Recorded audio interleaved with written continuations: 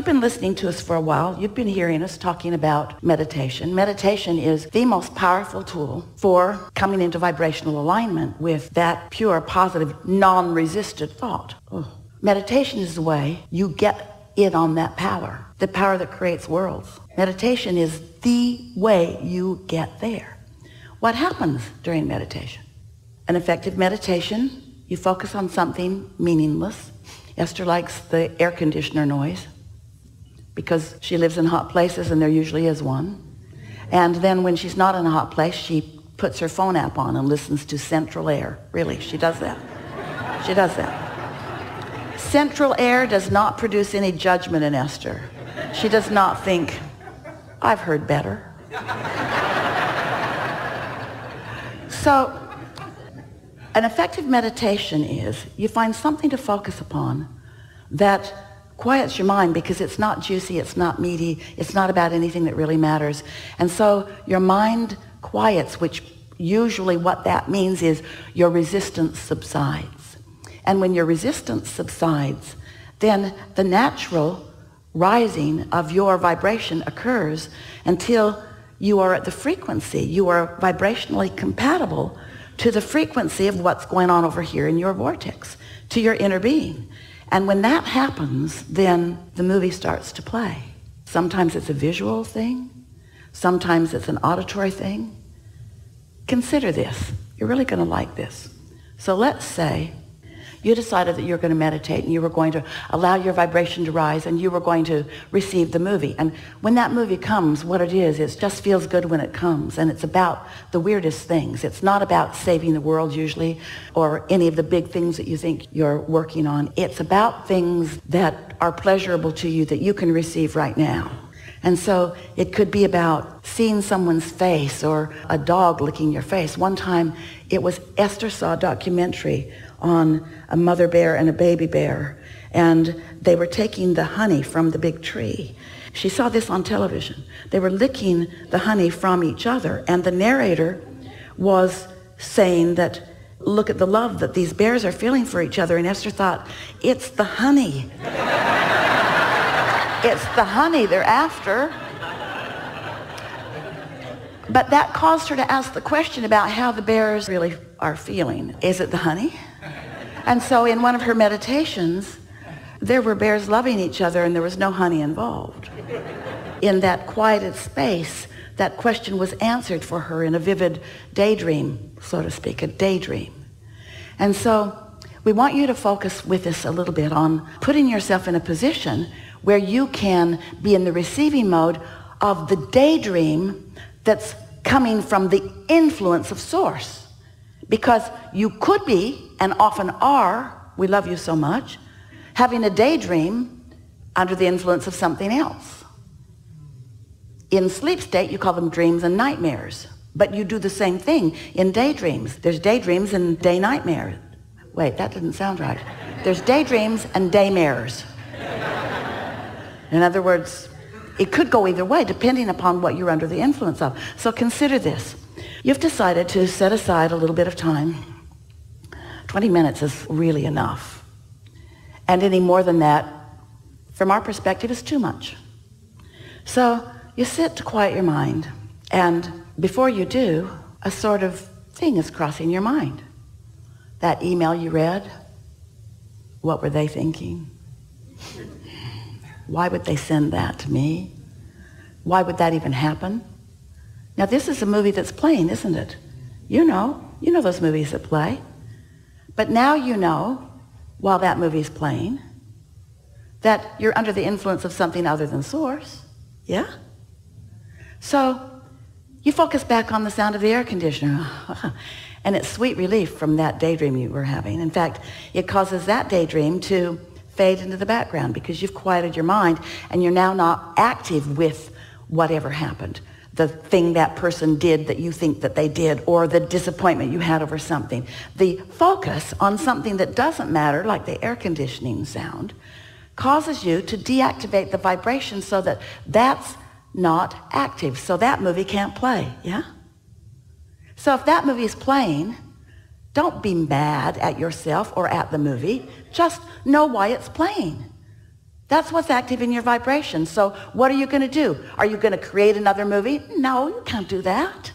If you try to create another movie, you'll just amplify the movie that's already going, because you received it. You were in the receiving mode of that. You hear what we're saying? That movie that's playing, you didn't sit to meditate and say, I'm going to think about all these rotten people and all the rotten things they've done to me, or the state of this or the state of that. You didn't sit deliberately intending to do it. You're just doing it because it's active in your vibration. So what's your remedy? What's the most you can do for yourself under those conditions? Focus on the sound of the air conditioner, or whatever it is you're using. Flickering flame, dripping faucet, doesn't matter what it is as long as it distracts you. So now you bring yourself back to that state of distraction, and you start to feel the detachment in your body. Maybe a little numbness. Eventually you can't tell your foot from your nose, but you might even feel some movement up the back of your neck. It's different for each of you. Doesn't matter. Don't try to direct it. This is not your movie to direct. So as you quiet your mind, that movie from the influence of resistance subsides. And as you find that quiet place, you might be 10 minutes into your meditation or even more. And then as you really accomplish that feeling of detachment, then another movie may begin to play. And you'll know what influence you're under by how the movie feels while it plays. You see what we're getting at? This is how you come to know what influence you're under. And it's your best chance of coming to know that, because when you're out in the world, life is coming at you so fast in response to the vibration that you've been offering. In other words, there's already a momentum going, and it's hard to break it. It's hard to break it, but it's easy to break it if you are sitting quietly and breathing and listening to something that's causing a releasing of resistance. Even yesterday, as Esther sat to meditate, she got some of this movie, and then she focused again. And then she got some more of this movie, and then she focused again. And then she got some more of this movie, and then she focused again. And then that movie didn't come back, and another one began to play. You see what we're getting at? You have to find a way of showing yourself what influence you are under. And that doesn't mean that contrast won't come or that resistant things won't come. It just means you'll spend less time in them. Esther had a day the other day, problem, solution, problem, solution, problem, solution, problem, solution, problem, solution, problem, solution, because she's working on something. Problem, solution, and then it sort of flipped. Solution, solution, solution, and then it was problem, solution, so close together that she has a stream that flows through her garden, and someone was coming, and it mattered to her that when they got there, they could experience the deliciousness of this stream. This stream flows all day and all night, every day and every night, and Esther loves it so much. It's her favorite thing for somebody that she loves to see. So somebody was coming, and the night before, Esther walked up her path, and she stood and looked at the stream, and she thought, stream, I love you so much. Thank you for being so steady. And the next morning, her gardeners came, and her company was coming, and she asked her gardeners to just brush things off and make it look as nice as she could, because someone special was coming. And she went out, and the stream was not running, because the gardeners decided this would be a good day to clean the filter. And then they lost the prime in the pump, and then they couldn't get it going. And Esther did not like it.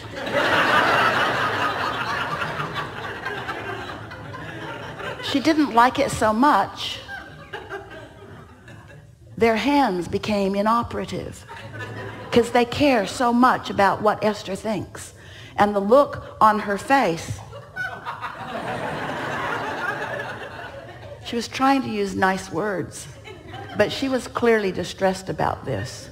And some words accidentally slipped out, like, why now? What were you thinking? Why would you do that today? So they didn't get the stream going. And the next day they didn't get the stream going either.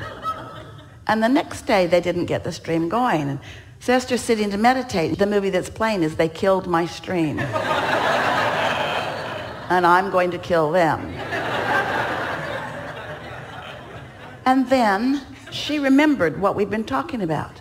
She remembered that her vibration, her point of attraction cannot be about what's happening. Otherwise, nothing can ever change. It can't get better. It can't get better until your vibration is in a place where you let what you want in. So never before has she wanted that as much as she now wants it. But never before had she been more contradictory to her own desire, because the reality had gone on for 3 days. So now, she's meditating, listening to the damn central air.